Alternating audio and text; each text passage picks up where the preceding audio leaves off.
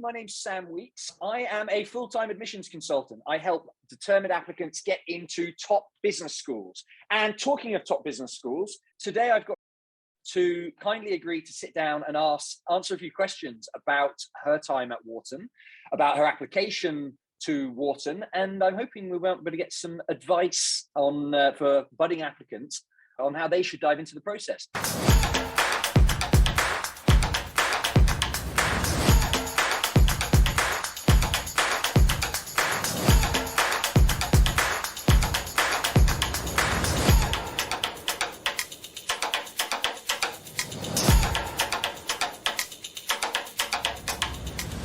Would you like to introduce yourself? Yeah, so thanks for having me, Sam. Like you said, I've actually just completed my first year at Wharton and currently interning out of Silicon Valley as a product manager, actually. So we successfully pivoted. Before Wharton, I was actually in the public sector. I did 3 years of public sector consulting, followed by 3 years of public sector analyst and transformation work. So a big reason why I went to Wharton was to transition into the big tech, into the startup scene, and I've successfully been able to do that. So it's been great. Okay, and can you talk about the timeline in terms of where you were working, when you decided to apply, because you were round 3 applicant, which a lot of people raises a few eyebrows. So you were round 3 applicant, and how you think that played into your application process? Right. So I was a COVID applicant, and I think COVID did have a thing to do with it. But putting COVID aside, because it definitely gave me the free time to imagine the possibilities of doing it. I think I would have done it without COVID though anyways. I just would have been more stressed. And I'd always known a master's is something I wanted to pursue at some point. I just liked the idea of higher education. I love to learn. But I was never sure what I wanted a master's in. And that was just kind of the point where I was like, an MBA is a great catch-all, since I was still like, because I can major in what I want. Because the master's I was considering was a master's in business analytics, a master's in strategy. Luckily at Wharton, they have it all, right? So I am actually double majoring in strategy and business analytics. So that was kind of that light bulb moment. What I'd realized is I had this epiphany around January or December, I'd want to say. So if I wanted to, I could have squeezed in a GMAT and squeezed in an essay, but I know I'm not the strongest test taker. So I knew like, that's not a doable thing for me. I did try though. I quickly squeezed in 2 weeks of GMAT, and I was like, maybe I surprised myself, get an amazing score and knock out an essay. That first round of GMAT did not go where I needed to go to apply to the schools I wanted. So then I kind of sat down and then kind of went for R3 because I didn't want to wait. And I remember even coming to you and you're like, this is good because worst case, this preps you for R1. And I was like, yeah, no. Hard pass. We're not going to do that. Go now or I go never. So yeah. why? And I think I came to you like a week before, like Wharton's deadline. I just thought I needed minor tweaking in my essays, and it turned out we had daily sessions up till the deadline because I needed major revisions on my essay. It was intense, wasn't it? Yeah. So, okay, Wharton, you mentioned Wharton, and why was Wharton so appealing? I mean, you literally, as you say, you had like a week to go. Yeah. You had Wharton firmly in your sights. Why? What was it at the time so attractive about Wharton? Right. And what made you think you could do it, given, I mean, you had a 3.3 GPA, I think it was. It was round 3. And so there's obviously a few uncertainties playing into the mix here. Yeah. And you've got a week to do your application or to adjust your application. That must have been stressful. Yeah. So, I mean, I think for me, it was more like so why Wharton, I guess, is the first question. And then maybe it's the timing of, why did I not apply to anything else? I'm not going to name schools, but, not as higher ranked schools. And I think it was just that conviction. Like I was already going R3. So I was like, I'm going to go full. But Wharton for me was something I've been hearing and like done my research on Wharton for a while now. It's like I had a very robust spreadsheet, and it went, Stanford, Sloan, Wharton, U Chicago, went down the list. And when I kind of looked at the criteria that mattered, so for one, for me, size mattered. As someone who went to a smaller liberal arts undergrad, I knew that I wanted to be in a bigger school because it just, in my mind, it meant bigger opportunity, more people to network with, more likely to find people like me, because it's just the the percentages is just probably more in my favor. Wharton is like 2 years of 900 candidates, right? It's double the size. Like our class size is double that of, most other MBA programs, almost all of them. So that to me was a big plus. Secondly, for me was the Wharton faculty. And maybe this is a bias, but for me, I just heard a lot about different Wharton faculty. You talk about Adam Grant, Angela Duckworth. There are so many other marketing professors. When I was doing my research, their names clicked to me. I was like, oh, I have seen an article here from them and I've read research. And for some reason, I was seeing a lot less of that with other schools. And the other thing was kind of just that, I think Harvard could have been a choice. They don't apply R3, like they don't even have an R3, which is to consider. But for me, the faculty, the people, genuinely, I thought the location was a good mix. It wasn't the overwhelmingness of a true huge city. When I think of New York, or if I thought about going to Chicago, I didn't want to go rural because I knew there is the component of traveling and maybe I want an in-semester internship. So I did want cities to be accessible to give me those opportunities. It's a city I hadn't seen before, so that was appealing to me. But all in all, it was also the people. I did a lot of like LinkedIn stalking and talking to people I'd known who'd gone. And I knew I resonated with the people who I know were Wharton alumni, whereas I didn't resonate as much with other alumni that I spoke to. So that was the reason why you applied to Wharton in the first place. Yes. Now that you're a year in, how many of those reasons were valid and how many of them do you think, oh, actually that was maybe a misconception? So I think honestly, it checked all the boxes I thought it would. I think the misconception was mostly in the fact of how much effort I would have to do to make those a reality. So what I mean by that is like, yes, there's a network, but I have to avail that network. So it's not like you just go in and everyone's like, it is actually a very vibrant community. I've had friends who now go to other MBA programs and they're like, and I've noticed with Wharton, there is this feeling of, oh, you're Wharton. And there's like this quick camaraderie if you're in an unknown situation. And there's no like, oh, I don't know you. And I think it might just be the size of us. There is a quicker like brethren kind of feel, even when you meet other people. My entire internship process, because I wasn't doing traditional, I went the startup route, was all through networks. It was all LinkedIn, reaching out to alumni, asking for an informational meeting, and then sneaking in like, oh, and do you have internships? None of them came. I honestly had zero luck by applying to roles. And I think it is because of my untraditional and maybe somewhat non-sexy public sector background. These weren't names that they identified with the companies I worked at, even though I think the work was meaningful. But having that face-to-face interaction got me so many doors open. I had so many internship offers and competitive offers that were paying me big tech, salary. And do you think that big network, the size of the network was a factor there? Because you could argue that other schools also have networks, but you're saying that the bigger network literally opened more doors for internships. Oh, 100%. I mean, some people can argue, right? You hear about Stanford and you know how many startups have come out of Stanford and they're in bigger and better places. And there's like an amazing quality at some of these other schools, perhaps. But Wharton is still up there in quality.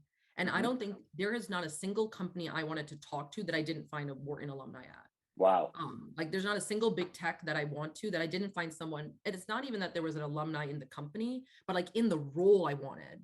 It was, I would say I had like a 90% hit rate. And being like, that's so cool. Like to do product at Google, there was someone there. What's it like to do product at Snowflake? Someone was there. Strategy, like someone was everywhere. And I'd say even my hit rate of success of them responding to me was like 75% of them responded. Right. So there's two factors there. There's the hit rate, the success rate of actually people being responsive and the camaraderie, and there's also the sheer scale magnified by however many years going back. Yeah, it's like 100,000 alumni they say from Wharton MBA. Incredible. It's absolutely awesome. It's crazy. Faculty, same thing. You do have to do your own work for it though. So like Wharton's really good about having their stats out. You got to work for what's the right teacher, but they definitely prove true on the faculty front too. If you take the time to research and maybe take that harder class because the professor is amazing, you're going to get a lot out of it. That's awesome. That's good advice. Okay, brilliant. So let's talk a little bit about the actual application process. It sounds like you're having a great time when you're there, but you put a lot of work in to get there. Right. So the first thing that I wanted to touch on is you had a relatively low GPA, 3.3. Can you talk about how that affected your application process and what you did to mitigate that? Yeah. I mean, I think the first thing was my mindset was pretty like questionable. Even though I was striving big, I had my doubts. And luckily my doubts got me to you, because here I was just doing my own essays, and I was like, this is the factor that can differentiate. Like I can't do anything about my GPA now. I can't do anything about my gap year in between. You know, I'd taken gap time for family. So I was like, those are all facts now. I Right. was like, the only thing I can control now, also my GMAT. I was like, this is a fact. It is what it is. And it wasn't like highest GMAT. It was respectable. But I was like, I can fix the narrative, because I still think my story is incredible. I know I've done amazing work professionally, in my personal life with my nonprofit. Like I was like, no, I've done things that Hmm. could make me stand out as a contributing member to any, class. Hmm. And I think that's what it was, is that I think we spent literally, I think I came to you a week before, and every day we met for a couple of hours and we completely rewrote 2 essays and an optional essay. And we took the time to write that optional. And I think what the biggest thing there was, we wrote an optional in a way that it was informative. It wasn't a pity party. It wasn't anything else. You were really clear. And I think that was important. And it probably played a role that it wasn't a pity party. It was just like, here are Yeah. facts. Here's why they Yeah. happened. Done. Yeah. Now read my other Short. essays and see how cool I am. Yeah. Short, sweet. And also to not highlight it too much. It's like, yeah, these exist, but look how amazing these long, elaborate essays are about what I'm going to do once I'm there. So don't Yeah. focus on that. It worked really well. The other question I wanted to ask you about the application process, one of the key things that differentiates Wharton in the process is the team-based discussion, the TBD. Right. Can you talk a little bit about the TBD, how your experience was, and maybe sort of give a bit of advice to anyone who gets that far in the process? Yeah, I mean, I definitely say it's good to do that kind of a practice run with you, because you do a good job of trying to go into different personas. So like you play the guy who's overly like just chirping in every 2 seconds and giving his 2 cents. You've played the quiet person, and I met all of those characters, which is why I said it's useful. We had the guy who every 2 seconds was like, oh, I think this and this, and wouldn't let people Yeah. talk. And I ultimately ended up playing that role that I practiced with you, of the like calmer down of that guy, to be like, oh, great, you think that. What do you think? And it really is, to me, the TBD, the best way to handle it is to keep your cool. It's to Hmm. remember that they want to make sure you can contribute to the prompt, Hmm. and that you can be a team player. So I think it's less about being insecure if you haven't spoken enough, but whatever you have done needs to be right. So like Hmm. what you say should make sense to the prompt. And when you do speak, you're not doing it by pushing someone else out or by putting someone else down. So even if you only speak 2 or 3 times, as long as it's quality, you're good. And I think a lot of my speaking was actually just to get other people up. Like, oh, what do you think? What do you think? I don't think I did a lot of inputting, but it worked, because Bringing other people's perspective into the discussion, if they exactly. don't naturally have a moment to do that, bringing Mhm. them in, added value. Brilliant. Thank you for that. So one of the key highlights of this whole success story is your scholarship, or scholarships, I think I should say, $160,000 in total, which is up there with the biggest scholarships I've ever seen, certainly to Wharton. Yeah. How do you think why do you think you got those scholarships? Mhm. How did you what did you do to get those? What did you go out of your way to do to get those? And what do you think these scholarships have given you besides cash? Right. Yeah. So, I mean, the first one I actually got was this 100,001. That was like the Tory Burch Fellowship at Mhm. Wharton. And that one, I was just something that I got in the letter. So I didn't know I could have applied or even gotten that money. And that had to do a lot with like whatever principles they felt like were coming out and oozing out that aligned with that fellowship's principles. So that has a lot to do with the essay. And the good advice it reminded me there is, I think I could have probably figured that out with research. And I think it's important to know, right? What fellowships does a school offer? Because maybe you want to weave those in your narratives. And I just happened upon that. Mhm. But what came out of it that was great is, because it's an actual Wharton, like an established fellowship, there was a banquet dinner. There is a writing a thank you note to them. We met a representative, took a picture, and had this whole Mhm. moment. And we're going to do that again next year. Mhm. So in that sense, and you have a distinguished cord at graduation for getting one of the Wharton fellowships. So there is a prestige about getting it truly from your school. The remaining 60,000 were kind of from women focused. It's 4 scholarships in total that equal the 60. So, one should never discount how small an amount is. So you got 5 scholarships. Yeah. But you shouldn't discount it. Like, I know people, you might throw down like, oh, that's only 10K, but it's something. And 10Ks can add up to 60. So, and those I all got actually my second year. So one of the, I think the bummers of applying R3 is by then scholarships are usually done. But when I saw that we got the Tory Burch from our essays, I was just like, there's more money on the table to be had. Let me go see what scholarships exist for second years or people in their MBAs. And I knocked out some of those during fall, like spring semester this year, because that's usually when deadlines are, and just grabbed another 60K for second year. So that's 60K less in loans. So I'm excited. Cheeky 60K. Yeah. What's 60K between friends? No big deal. Okay, awesome. So that's the sort of the bright sides of all of this. That's everything we've talked about so far has been the awesome network, the scholarships. There were some dark moments in the process, and the whole MBA application process is pretty stressful. Yeah. Can you maybe shed some light on what part of the process you maybe struggled with most, and maybe again some advice for people who are going through this quite stressful time? Right. I think the most stressful thing for me was, if you are someone who's fairly diverse in your interest, it was really hard for me to, I'm going to go back to the essay. But I mean, stepping back holistically, the GMAT was tough for me. I've never been a standardized test person. The SATs were my Achilles heel. The GMAT was my Achilles heel. I think there's something to be said about, taking the help where you can. This was the first time that I took the help with an admissions counselor. This was the first time I took the help with the GMAT, and it paid off. And I think there comes a point that maybe what you did in undergrad, like my undergrad run was quite successful, doesn't mean you need to do that same way in your grad. And I think had I not, the confidence I ended up instilling in that week of working with you, instead of what I would have done if I just like submitted some essay on my own, was like day and night. So I credit a lot to that, to like knowing when you need help and kind of knowing when the scales are different, right? Right. It was important for me because I didn't want to use a consultant at first also, but then I just kept getting more and more stressed. And I was like, hey, if an MBA does what it's meant to do, my pay is going to be exponentially more. So I can afford this. Like, what's another couple grand on top of the, 100,000 tuition per year and everything else. And not to mention scholarships.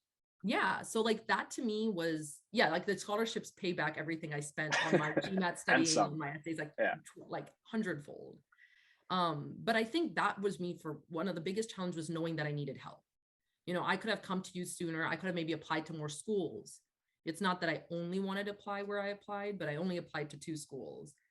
And because I only had that time, because I was so stressed and didn't ask for help sooner. So that was definitely the first hardest challenge I had. But second to that was figuring out what to really talk about. Like, I think the biggest back and forth we had was like, oh, and I do this, and I do this, and I like this, and I like this. And okay, what top 3 are most significant? Like narrowing down. Yeah. And I'd say the other part for an essay, which a lot of schools had and Wharton had, was the whole, like, what are you going to do when you come here? And I think it's easy to want to do the sexiest answer. But the fact that you forced me to truly think about what I wanted to do, like actually, really helped me going into the school. So at least at Wharton, you have this pre-term period. And a lot of it is kind of looking internally. They make you kind of write your career plan. They make you kind of fill your career profile. And it helped so much that I had genuinely done that in the essay process. And it helped me pick what clubs I wanted, because Wharton, being a big school, has a billion clubs, like a club for everything. And I actually didn't realize how thankful, as hard as it was in the moment, where I'm like, why is Sam, I have like 3 days to go, and he's making me genuinely think about what I want from 3 years from now. Like, I'll deal with that later. But the fact that you did helped me when I started school. Like, I picked my clubs really easily because I already knew my interest. I knew what activities I wanted. I knew what kind of friends I wanted. I knew what careers I was exploring, which I would have had to do in the stress of a new environment and everything. And I don't know how successfully I would have navigated if I didn't do that pre-work so genuinely. So like, it's one of those things that it's hard in the moment, but it pays off in so many ways you don't realize. Interesting. So those are some of the challenges you faced during the application process. Now that you're a year in to one of the most challenging MBA programs in the world, Yeah. What are some of the challenges that you face that you maybe weren't expecting? What are some of the difficulties you've come up against during your MBA that you perhaps weren't expecting? Yeah, I mean, I think it's probably a bit repetitive. It's been about picking the right opportunities, really. Mm, Wharton gave me that, where there are a ton of people and a ton of opportunities. So being meaningful about picking them and picking the right ones and giving it your time. So like I joined a bunch of clubs and I wanted to be the leader of every one of them, but you can't. So picking the right. right ones where I can make the biggest impact. So like I Yeah. was the VP of actual like the Wharton Women's Startup Week, which included all the programming for the week and the startup pitch competition. And because instead of doing 20 things, I was just doing that, and I had only 2 other leadership positions, we actually made it much better programming than it's ever been in its existence. The startup competition didn't just give cash prizes to the winners, but gave mentorship to everybody.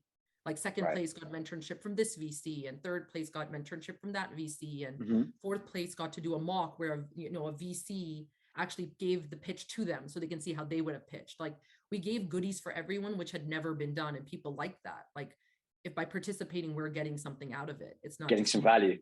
yeah. Yeah. Right. And so I had time to do robust thinking and, amazing goodie bags from other Wharton startups. So then they got Hmm. promoted, and like, it was just so nice to pick the right things, but it took me time. I didn't get there until my second semester. First Right. semester, I was floundering to find where I fit just in terms of friend circles, Hmm. floundering to figure out internships, because what people don't realize is investment, a lot of mature recruiting, so investment banking, consulting, they start the minute you get there, Yeah. because they know their numbers. So the Yeah. rest of us who are startups or big tech, those numbers aren't known till later. Those are more of a second semester or late first semester process. So Hmm. you kind of take on that residual stress from the consultants. You're like, man, they know what they want. They really only have 3 options, right? They're going to go MBB, McKenzie, Boehner, Yeah. BCG. And so they're set, and now they're stressed and they're doing it, but they're going to have their job offer, their internship offers by November, December. Yeah. Investment banking knows by January, and I haven't even I don't even know what I want, much less applied and done my interviewing. Yeah, it's the MBA FOMO, isn't it? I nearly joined the Oh yeah. consulting club during my MBA, and I, Yeah, I, I took a moment. I was like, wait, I don't even want to go into consulting. There's just so many people around me who are doing it. So exactly. it's that FOMO. It's really Yeah. hard to push And back. a But lot of people do it. They yeah, apply and then they're like, wait, why did I apply? can I do that? I didn't want to do that. Yeah. I almost did Uh, it. I was like, wait, should I get a safety offer from one of them just to be sure? Like, should I be safe? determined and guided ends up getting Yeah. dragged into consulting. And I think the biggest remembrance to have in your MBA is you came here for a reason, and keep that as your North Star. Because if you Right. come here and jump back into a profession you don't like, you're going to need another MBA, and you can't. Like, then You're you're gonna like, regret it. what? You can't get a second MBA to figure out what you want. So Yeah. this is the time to target it in and figure out what you want. That's really good advice. Okay, so another question I've got for you is one of the things that's really stood out from your application, and frankly, one of the things that I think got you the scholarship money, got the admit, is the sheer amount of school research you did going into the process. Can you talk about that research, how you went about doing it? Because a lot of people in the process, they know, oh, I need to research the school. All right, and the first thing they do, they go on the website, and they find the name of a class they like. Your research was so much more in depth than that. Yeah. Can you talk about some of the things you did? Yeah. So I mean, I think one good starting point is there's a lot of like free resources out there that are Hmm. more robust. Like a lot of MBA missions fellows and these type of things and consultants, they have videos like yours, Hmm. and they have or sometimes they have little like pamphlets that have you more in depth. And that to me was the better starting point than websites, Mm. because everyone has access to websites. So I did do a lot of like, if I went to YouTube and I was like MBA admissions, right? Your video might come up and your tagline's telling me this is you talking to a Yale person. So I was like, oh, Yeah. I should listen to that. I'm considering Yale, because that's where Hmm. you get things you're not going to get on a website. Hmm. So that was kind of that was kind of my first process, is where does YouTube, where on like weird blog posts and Reddits and things like that, like Hmm. untraditional ways, have students talked about it, or a Right. consultant talked about it, and they can give me this tidbit I wouldn't have had otherwise. It was also going in my own network and seeing, who do I know who's done an MBA, what schools have they gotten to, and I honestly asked them, like, I didn't have any Wharton people in my network, but I knew people at Columbia and stuff. And they were like, oh yeah, when I met Wharton people, they were like this and that. So I also got a lot of third-party info of perception. And that honestly helped do a lot. And then from there, it was a lot of, if you go on a website and you see this course is interesting, okay, what professor teaches it? What's that professor's background? Is he on YouTube? So I know we have like this iconic part of one of my essays with like Adam Grant, where I would like, when I Googled him, I was like, oh, he has a podcast in this. So I was like, so I used that information and just heard snippets from all those things and was able to curate something. And that's the biggest advice I give someone, whether it's an MBA process and research and even internship, is nowadays there's such a plethora of information on podcasts and YouTube and so many untraditional mediums. And I would go there first. I really would. That's brilliant. Okay. So then, last question from me. Given where you're at now, hindsight is a wonderful thing. What would you do differently? I would be less in my head and more in the space I'm existing. I think that's my biggest advice to myself. What do you mean by that? Kind of going back, I think I got there and I was so busy of fitting in, because you have, 1,800 students you can be a part of. And you're so busy on, for me, I was so focused on like, I need to figure out my internship. And for me, grades matter. I think one thing people don't realize is MBAs, a lot of these, at least Wharton, Harvard, Stanford, they have non-disclosure. So like employees don't know your grades, but I know my grade. For someone who's been focused, has worked really hard through school, that's a bit of a change of mindset, isn't it? To just kind of detach yourself a bit from that and realize actually the grades of an MBA don't really matter that much. Yeah. And doing that has very seamlessly gotten me, first year honors and director's list, and I've done it all, but it's because I think the lack of stress on it. But I started and you're quite smart. Well, I mean, I think there's a bit of compensation too. I was like, that process of writing the essays for MBA, I'm like, if I'm applying to something tomorrow, GPA will not be a deterrent. That's brilliant. For me, that was it. It's like I was 7 weeks in, and I was like, I'm just doing school. Like I'm treating this like it's undergrad. Like I'm focused on school and I'm focused on like, oh, I need friends and where am I check the box, right? I need one leadership and one this and one this. And I was the typical check the box. But I was like, no one cares now. Like if you're doing leadership, you're doing it for yourself. If you're doing a club, you're doing it for yourself. Employers, it's not like undergrad. So now it's about the Zion trip I took with friends, the Poconos trip, right? It's about, and then expanding your network. It's easy to get comfortable. When you're in a school like Wharton, it's great if you have a bunch of friends, but with 1,800 people, you should have a ton of acquaintances too. You should meet a ton of people that are different than you. And Wharton does try to remind you of that. Kind of like first day, they tell you like every quarter, do a check-in, right? Have you met 5 new people? Have you done it? But you got to do the work yourself. And so if I had to go back, and a lot of me and my friends for second year, our biggest thing is, at least once a week, a new coffee chat, a new thing. So like one thing I'm doing to push myself is I'm going to the actual SF campus of Wharton. So only like 70 kids get to do it. It's going to be a semester. The professors fly out and I'll do classes from there. And I'm doing it strictly for the purpose of these are 70 kids I don't know. Like I only have one friend doing it. So I know I'm going to make new networks. I know I'm going to meet SF alumni.